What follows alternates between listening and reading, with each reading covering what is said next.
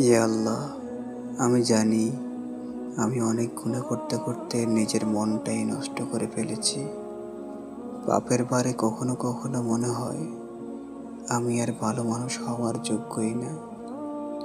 তবুও হে আমার রব, আপনার দরজা তো কখনো বন্ধ হয় না।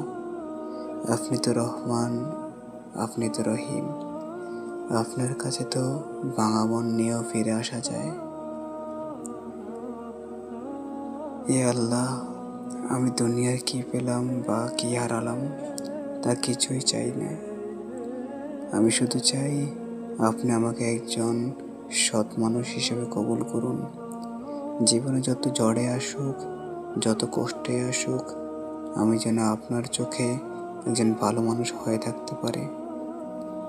হে আমার রব, গুনাহগার এই বান্দাটাকে ফিরিয়ে দিবেন না। আপনার রহমতের ছায়ায় আমাকে একজন সত্যিকারের মানুষ বানিয়ে নিন।